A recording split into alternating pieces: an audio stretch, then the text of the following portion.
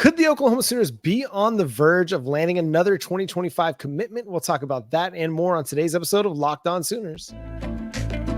You are Locked On Sooners, your daily podcast on the Oklahoma Sooners, part of the Locked On Podcast Network, your team every day.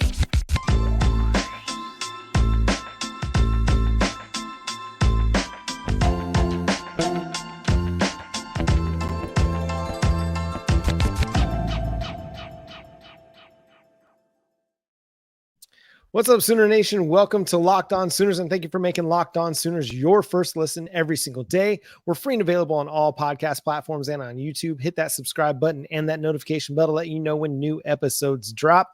My name is John Williams. You can follow me on Twitter at John9Williams. My buddy here is Josh Helmer. You can follow him on Twitter at JoshOnRef. You can also hear him Monday through Friday from 9 to noon on the KREF Sports app. This segment is going to be brought to you by LinkedIn. All our recruiting segments on the Locked On Network brought to you by LinkedIn. These days, every potential new hire feels like a high-stakes wager for your small business. That's why LinkedIn Jobs helps find the right people for your team faster and for free. Post your job for free at linkedin.com/lockedoncollege. Terms and conditions apply.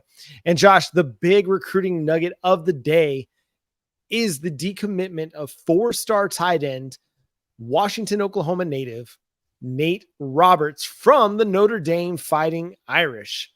And the flurry of predictions wafting Oklahoma's way in the aftermath of that from On3's Sam Spiegelman, from Rivals Clint Cosgrove, from OU Insiders Parker Thune and Brandon Drum, all projecting Oklahoma to earn the commitment of Nate Roberts. This coming after Josh McCuistion of Sooner Scoop and On3 projected a flip of Nate Roberts to Oklahoma late last week.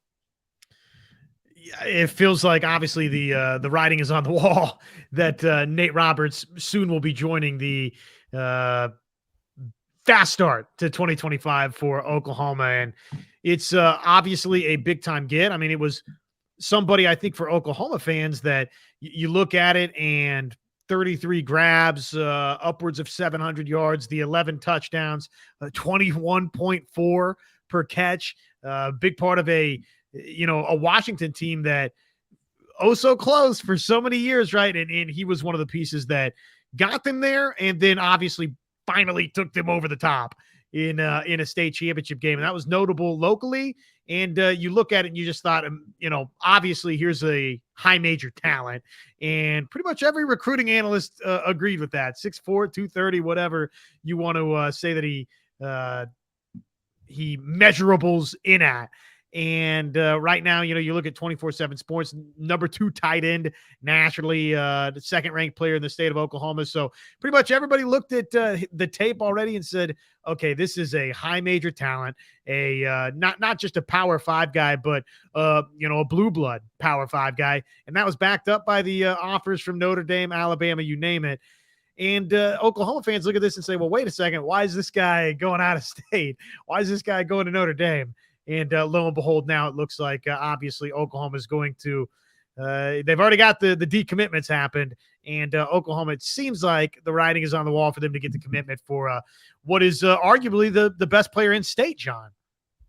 Yeah, the number 2 player in the state of Oklahoma, as you mentioned. Right now, according to 247 Sports, he's number 61 in the 2025 class, 110 in the sports composite. A little bit lower on the On3 industry ranking at 134. Rivals has him at 120, ESPN at 112. So a top 150 prospect any way you slice it.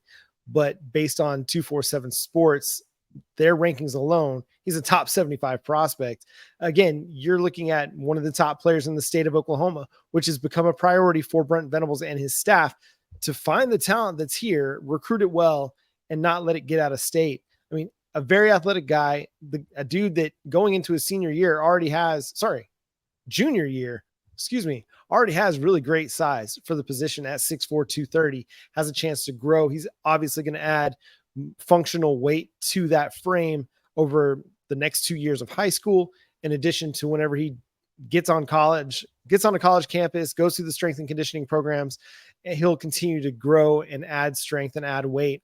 So it's a prospect that you kind of have to have if you're Oklahoma, because your tight end room is pretty thin right now. You do have Austin Stogner, you do have Blake Smith, but beyond that, your future is looking a little bit weak. Jason Llewellyn, Caden Helms, they can't stay healthy for whatever reason. Hopefully that turns around and they do find some injury good luck. It's not been the case for them so far, but very good talents, guys that were very productive in high school, have the traits to be very productive collegiate tight ends. We just haven't been able to see it transpire on the field just yet. You got Cade McIntyre, who by all accounts is a great athlete and someone who's going to factor in at tight end. Right now, I don't think he's going to have the size to be an impact player as an inline tight end, but you do have, Devon Mitchell coming in the 2024 recruiting cycle. So that's huge for you, but you've got to start stacking, good classes together at that position, because it will be a weapon for the Sooners in Jeff Lebby's offense, as we saw what Braden Willis was able to do. But if you only have one good player, if an injury happens, you're kind of going to be stuck. And there's always a benefit to being able to run 12 personnel with 2 tight ends on the field, or going jumbo in the goal line and having guys that can be impact blockers, not just great receivers, but impact blockers along the goal line. And you got to have multiple guys to do that in short yardage situations. So a very important recruitment that isn't just going to last until he commits, but is going to continue on until his national signing day, because you've got to land these elite tight end prospects class after class after class if you want to be an elite offense. That's a game-changing position that can really redefine what you look like as an offense, because you can open up the middle of the field a little bit more when you've got players that can go up and get the football, make things happen after the catch over the middle. Couple of things.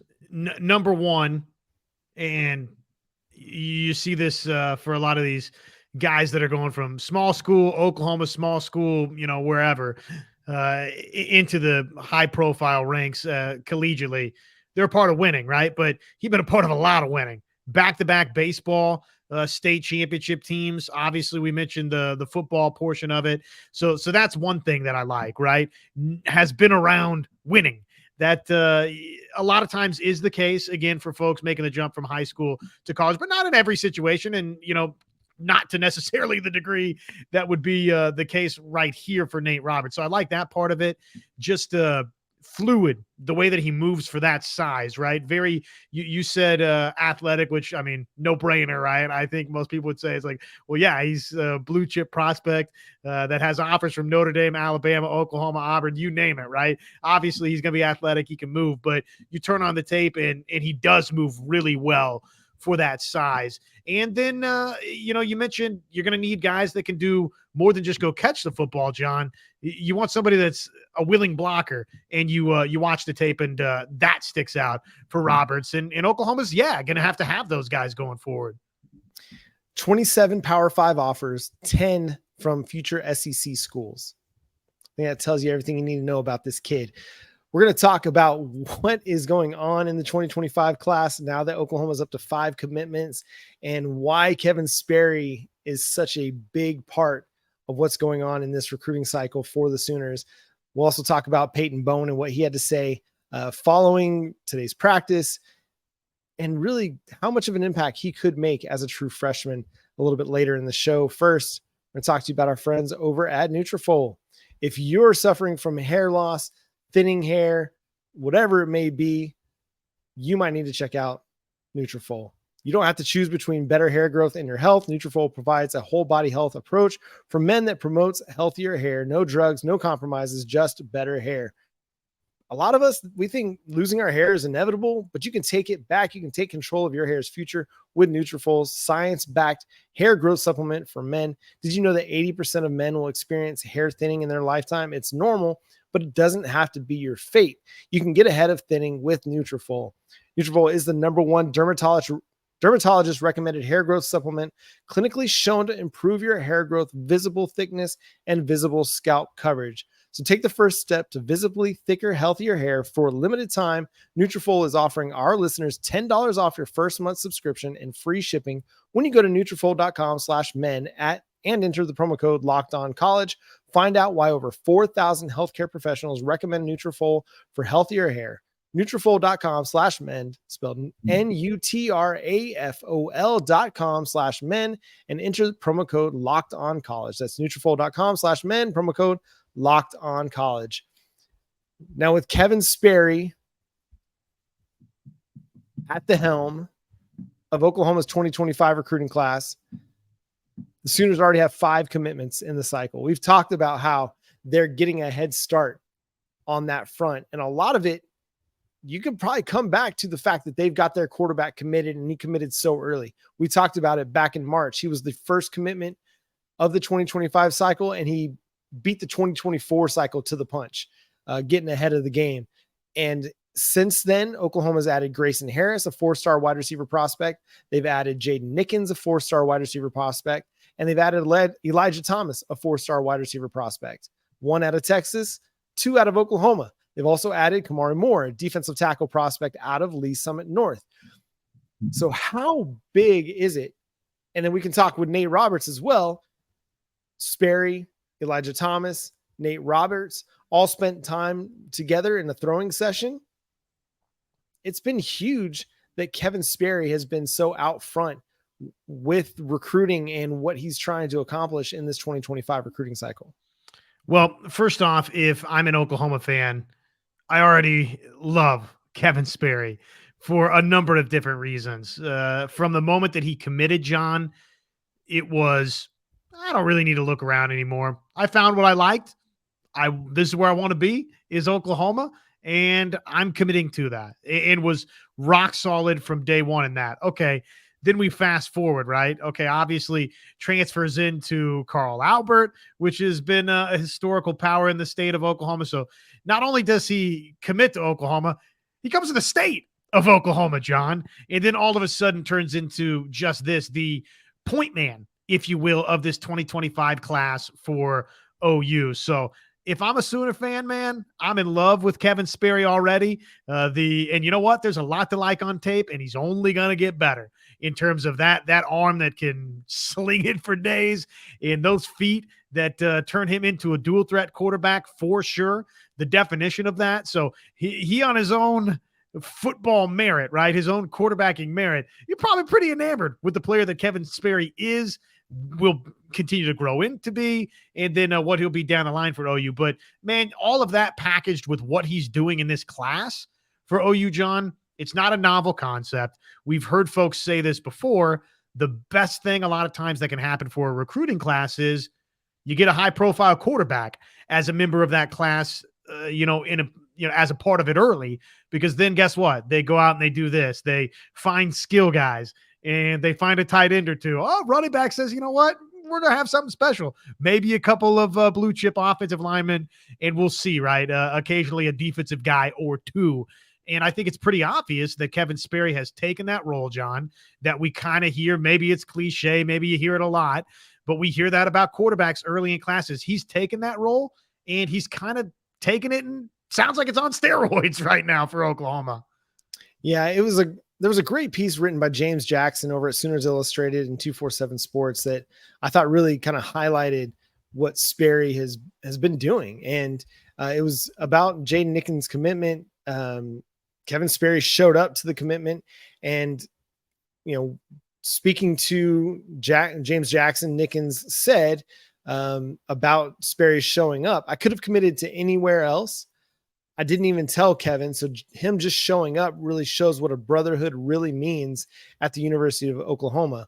It shows. I mean, like, Kevin Sperry was willing to go be at Nickens' commitment, even though he had to leave early because the commitment ran a little bit long. He was there, and he was going to be there for his guy, a guy that he'd been recruiting and telling, hey, I want you to come play with me.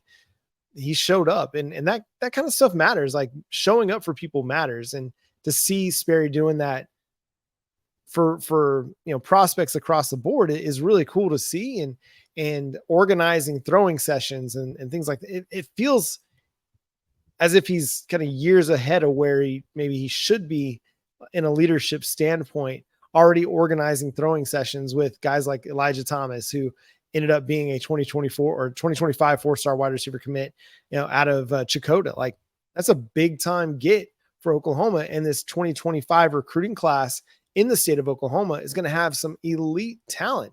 It's already proving out to be true if you follow the recruiting rankings. I mean, there's a lot of dudes that are, 4 or 5 star rated, 4-star rated right now, and Oklahoma's getting them. They've gotten commitments from 3 of the top 7. If you just look at the 247 sports, the top 247, or 3 of the top 6 in the composite rankings, and look to be the front runner to get Nate Roberts, the number 2 player. Also, we're going to be in a great position to get Tristan Haynes, a teammate of Kevin Sperry, cornerback prospect that's at Carl Albert. So moving to Oklahoma, I mean, that was kind of cool at first. You're like, oh, he wants to be close to campus. He wants to, be with the, be able to interact with the coaches a little bit easier in the off season, things like that. But then what it's able to do with all these high school prospects that a lot of the country is going to be coming after over the next 2 years. I mean, that really just kind of lays the groundwork to put together a pretty solid and maybe spectacular 2025 recruiting class.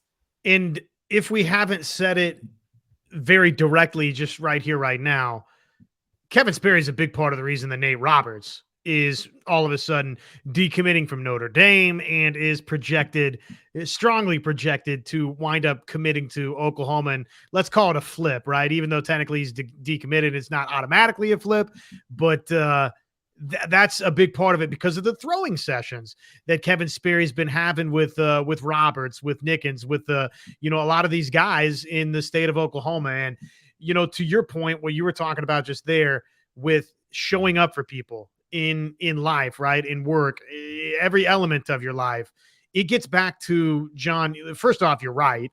And, whether it's this show or anything you do in life, when it comes from a place of genuine care and genuine thoughtfulness, people are receptive to that, right? And, that's a core principle. Back to one of the first things Brent Venables said when he took the gig. This is relational, not transactional. And showing up to a commitment ceremony like that for Kevin Sperry is relational. It shows that everything before it wasn't just transactional. Yeah, and it's going to be exciting to see where this all goes because already they have 5 commitments in the class.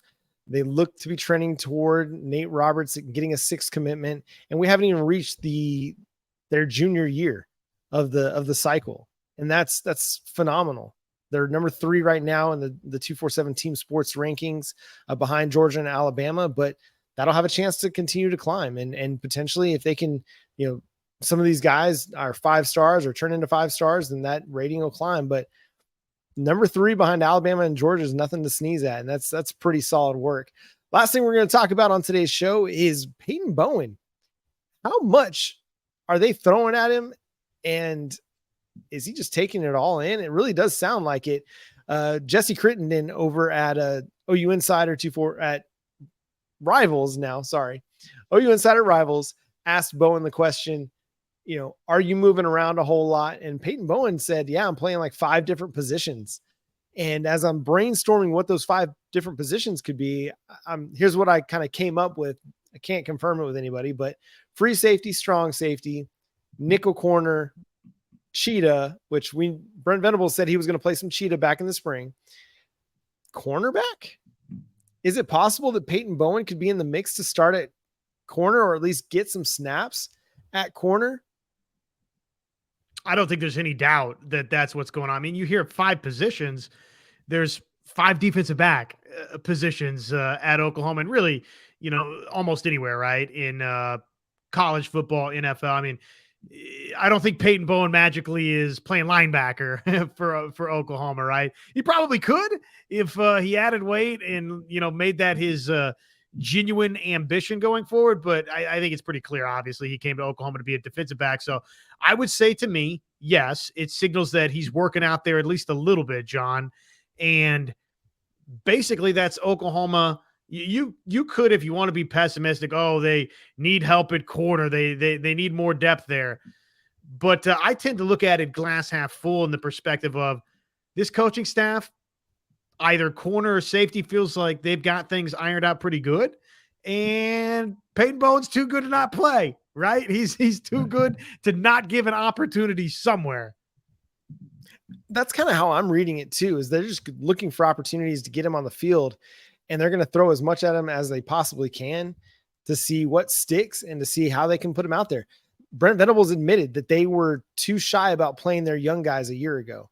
That's not the case this year. You're seeing so much about Peyton Bowen and Josiah Wagner and Jaquays Petaway really, taking strides and going to be probably impact players in their true freshman season. I don't think that they're, holding them back at all and saying, no, we're going to kind of hold your hand through your true freshman season. No, I think they're really challenging these guys and seeing who's going to rise to the occasion. And it sounds like Peyton Bowen is, there was a highlight from practice that OU football shared on their Twitter account. Peyton Bowen coming down with another interception, another athletic play. So really the sky's the limit. And Brent Venables talked about how he just had this great football IQ and he was a sponge and just soaking up and absorbing everything that was thrown at him in the spring. So why not continue to throw more at him and just see, okay, what's the limit going to be for a true freshman? It doesn't sound like there's any limit. You hear Peyton Bowen talk about it. He said, I've moved around a lot. I've played 5 different positions in fall camp. It's been a challenge, but I'm doing great at it, which I love that line, because then he's like, oh, maybe I should be a little bit more humble about this. Because then he goes on to say, I feel like every day I'm getting better at it. Obviously, it's not perfect because I'm still learning 5 different positions and I can get put in at 5 different places. So every time we're learning a new install, I'm learning it at the position they put me in that day. So like he was pretty confident in what he's been doing, but also felt like he needed to kind of scale it back a little bit. Like, I'm still learning 5 different spots. Bro, you're learning 5 different spots.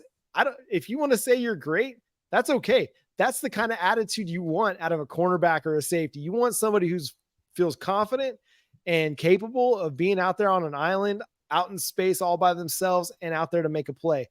The very best secondary players, think of Dion or Ed Reed or Roy Williams. Like, they played with this huge bag of confidence strapped to their back that they were going to be out there able to make a play. It didn't matter the coverage, whether they were one-on-one, the deep middle safety, it didn't matter. They were going to go out there and they were going to make a play. So I like it, man. If you feel like you're doing great, man, say it with your chest and do it. I don't care don't be humble. We don't need humble. We need confident. Definitely welcome. I don't know that Revis Island would fit that, but Richard Sherman, definitely comes to mind in that regard. I mean, Richard Sherman, not afraid to speak his mind, right? And that's back in the Legion of Boom days. That's part of what makes him great and part of what makes it fun. I am so excited to just see how this defensive backfield comes together, John. I'm really optimistic about it. It needs help up front. It needs that defensive front to be improved, to speed things up a little bit to where they don't have to cover all day. But Gentry Williams, what maybe he could do. I hear good things about Josiah Wagner and Makari Vickers. I hear that they're stepping in. There's some that think that Wagner might have a chance to play right away, John. Now, I mean, you're starting to hear that type of buzz out of camp. And then, of course, you've got, Reggie Pearson that you went and plucked out of the portal to pair with Billy Bowman. And I still am probably higher than some out there on Key Lawrence. I think 2 seasons ago really showed potential at times. Robert Spears Jennings is somebody that's a year older. You know what you got out of Woody Washington. Kendall Dolby, is that somebody that's going to follow, even if it's not right out of the chute, is that somebody that's going to follow us, CJ Colden type trajectory? So I'm pretty optimistic and pretty excited about what they have all of a sudden. Peyton Bowen, obviously a big piece of all of this in the defensive backfield for Oklahoma, but I'm optimistic. I'm just excited to see how this competition shakes out and where we start, really anywhere in the defensive backfield outside of maybe Woody Washington and perhaps Billy Bowman slots, I think is subject to change for Oklahoma, but I don't know that it's necessarily subject to bad change for Oklahoma, if that makes sense. No, it sounds like they've got a lot of great talent at cornerback, at safety right now. And they're just letting it all play out and seeing who's going to really step up and take hold of some opportunities. And that's going to do it for today's episode of Locked On Sooners. Thanks for tuning in and being a part of the show. Thanks for subscribing to the show and hitting that notification bell so that you know when new episodes drop. We're free and available on all podcast platforms, and we're here every Monday night, 9 p.m. Central Time, to talk through all things Oklahoma athletics. Follow Josh on Twitter at JoshOnRef, myself at John9Williams. The show is at Locked On Sooners, Locked On Sooners podcast on Facebook. But until next time, he's Josh Helmer. I'm John Williams. Boomer Sooners.